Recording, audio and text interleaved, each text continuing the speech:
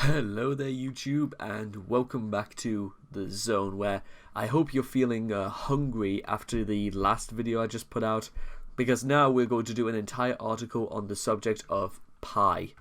Yes, delicious pastry, tricky math thing, and that is what we're going to be talking about today. The first one. This article is about the baked good pie. For the mathematical consent, see pie. For other uses, see pie or life of pie. A pie is a baked dish which is usually made of pastry dough casing that contains a filling of various sweet or savory ingredients. Sweet pies may be filled with fruit, as in an apple pie, nuts in a pecan pie, brown sugar in a sugar pie, or sweetened vegetables such as a rhubarb pie. Savory pies may be filled with meat, as in a steak pie or Jamaican patty, eggs and cheese in a quiche, or a mixture of meat and vegetables known as a pot pie. God almighty, I want a meat pie but I am so hungry right now after just doing this, and it's not even 10 a.m. Pies are defined by their crusts. A filled pie, also single crust or bottom crust, has pastry lining the baking dish, and the filling is placed on top of the pastry but left open. A top crust pie has the filling in the bottom of the dish and is covered with a pastry or other covering before baking. A two-crust pie has the filling completely enclosed in a pastry shell. Short crust pastry is a typical kind of pastry that pie used for pie crusts, but many things can be used, including baking powder including powder biscuits, mashed potatoes, and crumbs. Pies can be a variety of sizes, ranging from a bite-sized ones to ones designed for multiple servings, which can also be eaten by just one person. It depends really on the day.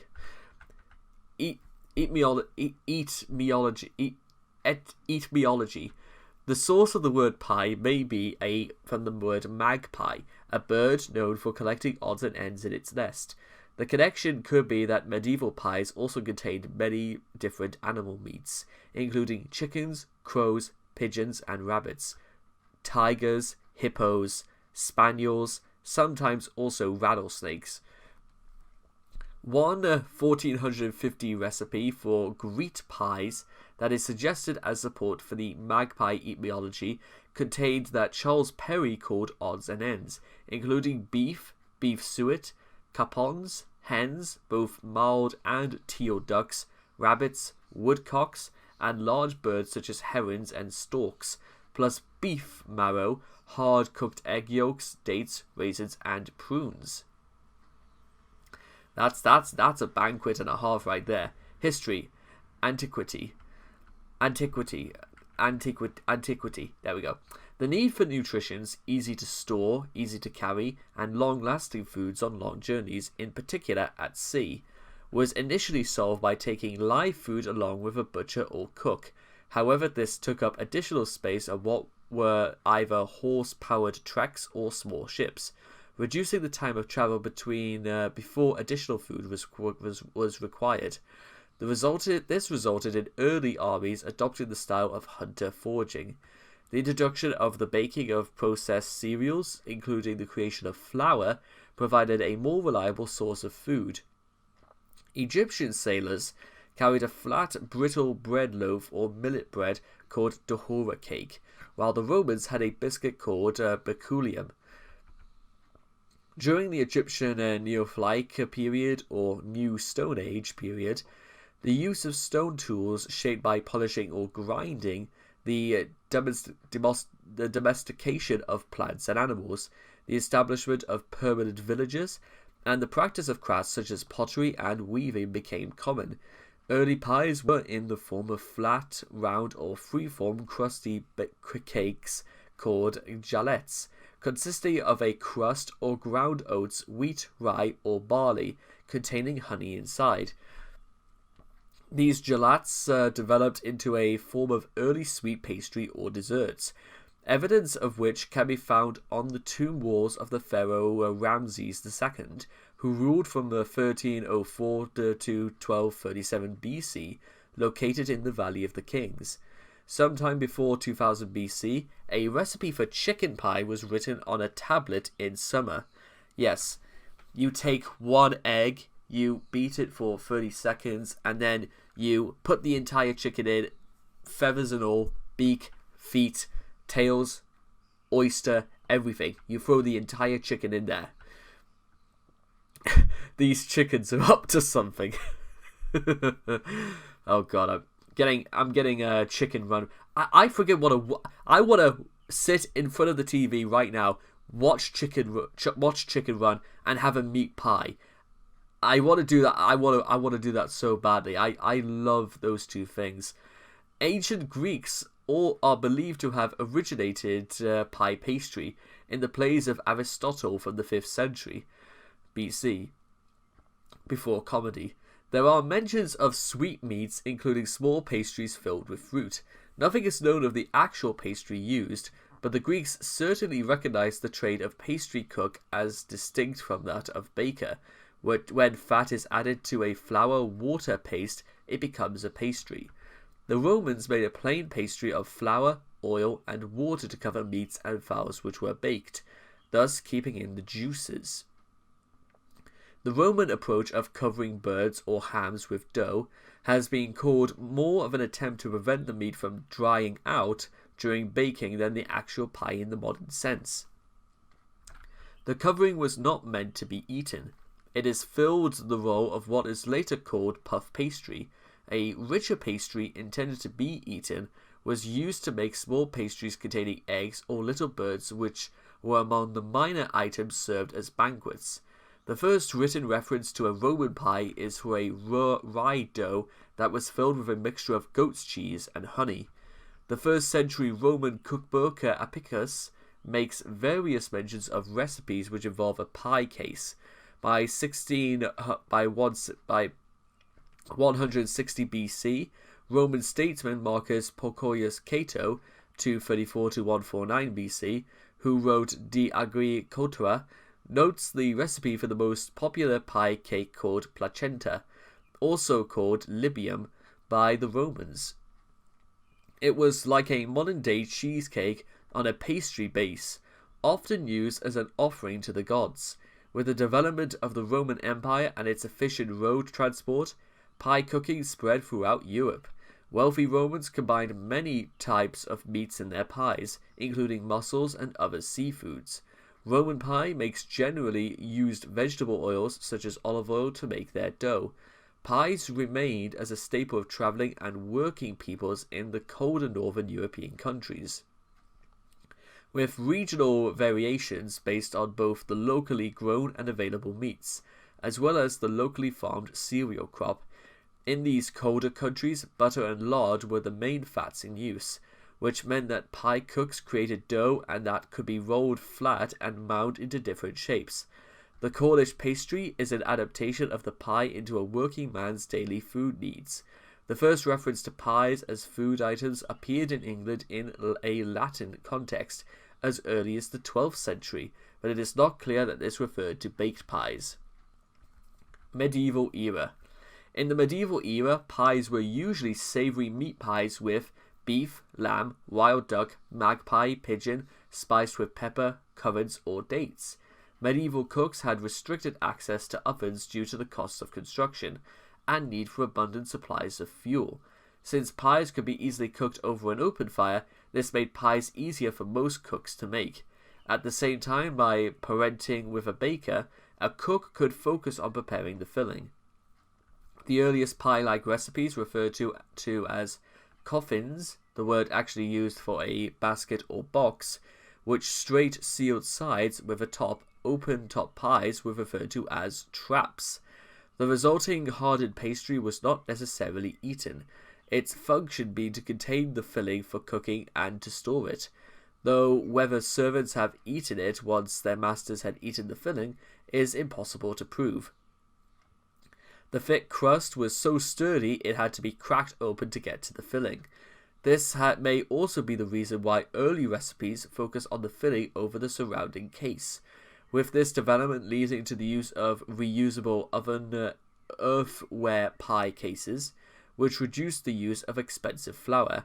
Medieval pie crusts were often baked first to create a pot of baked dough with a removable top crust, hence the expression pot pie. The first unequivocal reference to a pie in a written source is the 14th century, Oxford English Dictionary, SB pie. The eating of mince pies... The eating of mince pies during festival periods is a tradition that dates back to the 13th century, as the returning Crusaders brought pie recipes containing meats, fruits, and spices. Some pies contained cooked rabbits, frogs, crows, and pigeons.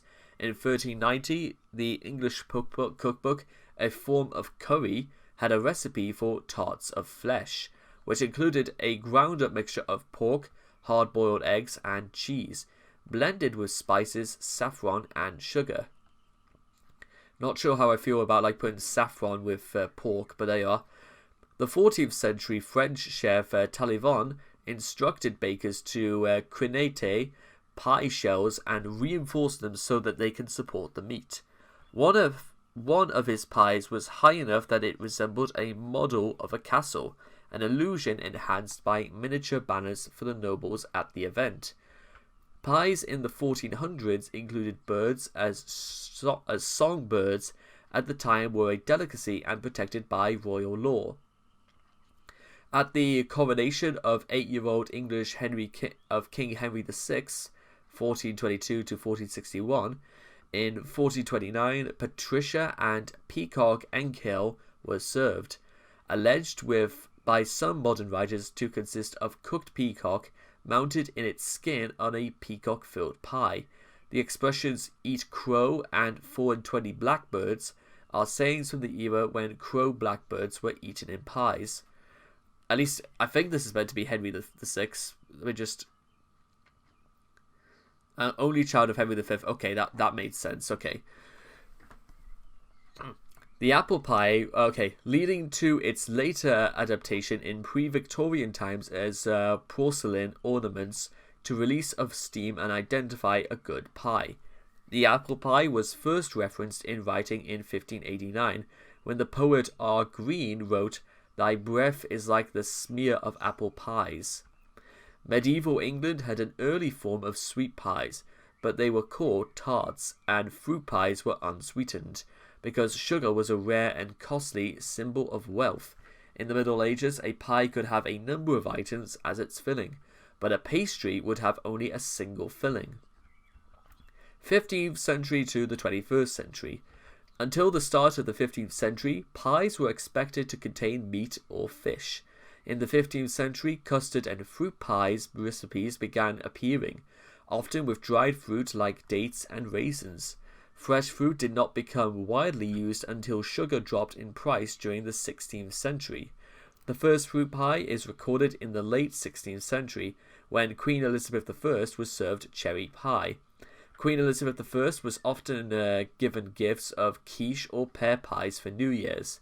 The Elizabethan food author Gervase Markham called for baking red deer venison, wild boar, gammons of bacon, swarms, elks, porpoise, and such like standing dishes, which must be kept long in a moist, thick dough, coursing and long-lasting crust, and therefore all of other your rye paste is best for that purpose. During the Shakespearean era, fruit pies were served hot, but others were served at room temperature, as they would be brought to the table more than once. The largest pies of the era were standing pies, which were baked with steam holes, which were then sealed with melted butter, which would be hardened to seal the pie, and then eaten over several months. Do you reckon it's a good idea to eat a pie over several months, guys? Personally, because I don't. I mean, it's got to be a pretty big size pie if you're going to have to spend months eating it. During the Puritan era of Oliver Cromwell, some sources claim mince pie eating was banned as a frivolous activity for 16 years. So mince pie making and eating became an underground activity. The ban was lifted in 1660 with the restoration of the monarchy. In the 17th century, Ben Jonson described a skilled pie cook by comparing the cook to a fortification builder who makes citadels of curious fowl and fish, and makes dry ditches, bulwark pies, and ramparts of immortal crusts. In Gervais Markham's 1615 book, The English Huswife, there is a pie recipe that calls for an entire leg of mutton and 3 pounds of suet, along with salt, cloves, mace, currants, raisins, prunes, dates, and orange peel, which made a huge pie that could serve a large group. And we'll come back to the United States in the second part. I literally need to take some water or something like that, but until then, we'll be back after the break. Welcome back, ladies and gentlemen, for part 2 of our exploration into the world of pie. Of all things, yes, it's one of those mornings, and we are going to see the United States' very complex history revolving around pie. Very. The Pilgrim Fathers and early settlers brought their pie recipes with them to America, adapting to the ingredients and techniques available to them in the New World. Settlers' recipes were for English-style meat pies. The newcomers used the fruit pies and berries that they were familiar with from Europe, but also began incorporating North American vegetables and game that they were not familiar with guidance from the indigenous people. Settlers favoured pies over bread because pies required less flour and did not require a brick-red oven, and because any mixture of ingredients could be added to pies to stretch their meagre provisions. The apple pie made with American pies became popular because apples were easy to dry and store in barrels over the winter. Early American pies had thick, heavy crusts made with rough flour and suet. As pioneers spread westward, pies continued to be an important supply of food. While apple pies made from dried apples were popular, cooks often had to use fillers or substitutes to stretch out their barrels of apples, such as crushed crackers, vinegar-soaked potatoes, sour green tomatoes, and soft-shelled river turtle meat. The first Thanksgiving feast included fowl and venison, which may have been included in pies. Colonists appreciated the food preservation aspect of crusty-topped pies, which were often seasoned with dried fruit, cinnamon, pepper, and nutmeg. Their first pies included pies that were based on berries and fruits, pointed out to them by the native North Americans. Pies allowed colonial cooks to use round, shallow pans to literally cut corners, and to create a regional variation of a shallow pie. By the late 1700s, cookbooks show a wide range of newly developed sweet pies. Pies became more refined with subsequent waves of immigrants. The Pennsylvanian Dutch contributed a more aromatic, spiced, and less sweet style of pie making. The French brought the approach of making pie with butter and a range of tart, galette, and pâté, a preparation of meat and fish in dough recipes. Swedish immigrants in the Plains states brought recipes for fish and berry pie. Finnish immigrants brought their recipes and pastries and meat pies. In the northern states, pumpkin pie was popular as pumpkins were plentiful. Once the British had established Caribbean colonies, sugar became less expensive and more widely available, which meant that sweet pies could be readily made. Molasses was popular in American pies due to the rum and slave trade with the Caribbean islands, although maple syrup was an important sweetener in northern states after indigenous people taught settlers how to tap maple leaves and boil down the sap. In the Midwest, cheese and cream pies were popular due to the availability of big dairy farms. In the U.S. South, African Americans enjoyed sweet potato pies due to the widespread availability of this type of potato. They are delicious. The sweet potatoes is absolutely an absolute godsend. By the 1870s, the new science of nutrition led to criticism of pies. Notably by Sarah Tyson Rohrer, a cooking teacher and food editor who warned the public about how much energy pies take to digest. Rohrer stated that all pie crusts are to be condemned, and her cookbook only included an apple tart, jelly and meringue-covered crackers. Pâté and a hygienic pie which had apple slices or a pumpkin custard baked in biscuit dough. In 1866, Harper's Magazine included an article by C.W. Gessner that stated that although we cry for pie when we are infants, pie kills us finally, as the heavy crust cannot be digested. I can imagine. Another factor that decreased the popularity of pies was industrialization, an increasing movement of women into the labor market, which changed pie making from a weekly ritual to an occasional undertaking on special occasions. In the 1950s, after World War II, the popularity of pies rebounded in the US, especially with commercial food inventions such as instant pudding makes, Cool Whip. No, sorry, my cold's getting worse. Especially with commercial food inventions such as instant pudding mixes, Cool Whip, topping, and Jello gelatin, which could be used as fillings. Ready-made crusts, which were sold frozen, and alternative crusts made with crushed potato chips.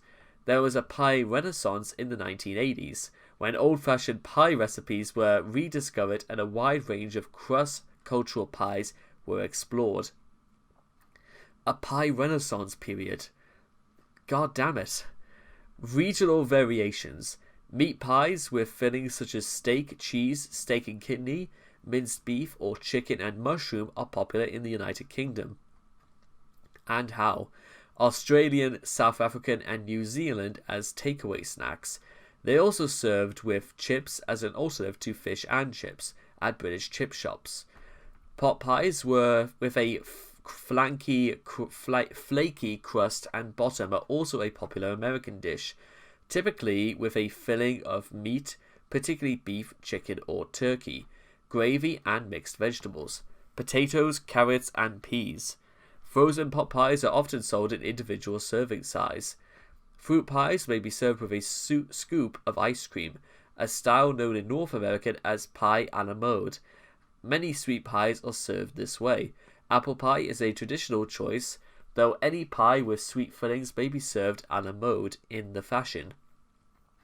This combination, and possibly the name as well, is thought to have been popularized in the mid-1890s in the United States.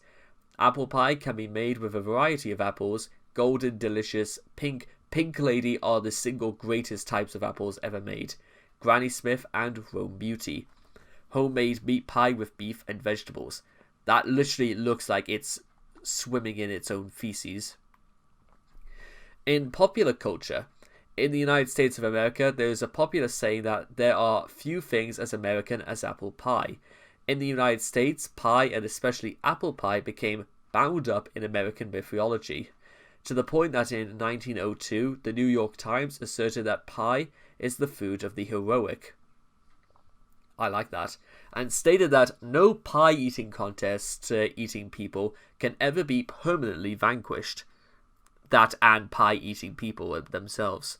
Although, again, so if you've eaten a pie even once in your life, ladies and gentlemen, you're guaranteed survival. The slang expression to eat humble pie comes from the humble pie, which was made with chopped or minced innards of an animal, a cheap offal filling eaten by the poor. The slang expression, it's a piece of pie, meaning that something is easy, dates from 1889.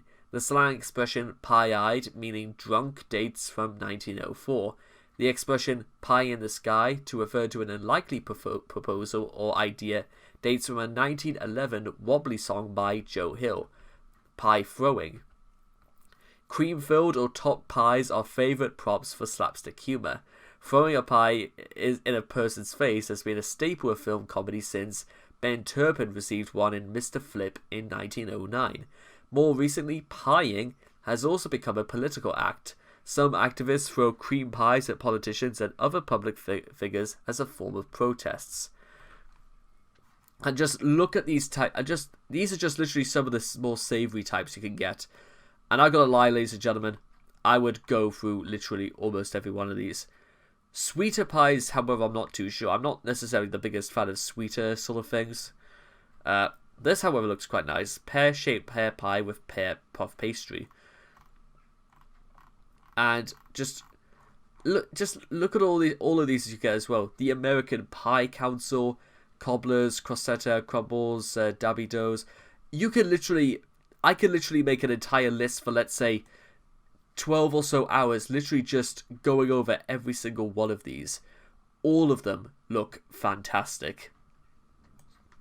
And I think it really says something about, not just about how our civilization has developed with the way food has changed over even more. In fact, it was even George Orwell who said himself that food is more important than even, changes of dynasty or even changes of religion. And even Napoleon once famously stated that an army marches on its stomach, i.e., you give a soldier a well-balanced meal, and he will be able to do even the most impossible. He will se débrouiller, get it done somehow. A débrouillard is referring to somebody who does literally the impossible. And listen again, I'll level you guys. When we first started doing this, and I'll include the article about cakes as well, dating as far back as the Romans and the Greeks, and considering we are at this point in time, whenever you're sitting down to a meal, whether you're having pie or maybe a cake, it should be just like, maybe it's not necessarily too important, but it's worth reminding yourself that this is like as old as time itself, and we are continuing to eat it, and it's a classic food because it's appreciated time and time again. And you know what, I'm gonna go down for some breakfast right now. I friggin' want like steak and kidney. I want a steak and kidney pie so badly. But again, I'm gonna draw a veil on this right now for anyone else there who might be hungry. So anyway, I hope you guys have enjoyed this article on pie of all things on Reality Zone. Please make sure to leave your thoughts and comments in the comment section down below. Let me know what you guys thought of the history of pie, and if you've learned anything out of this as much as I have. And I hope to love you guys again in the next video. Take care. Bye-bye for now. I've run out of pie-related puns.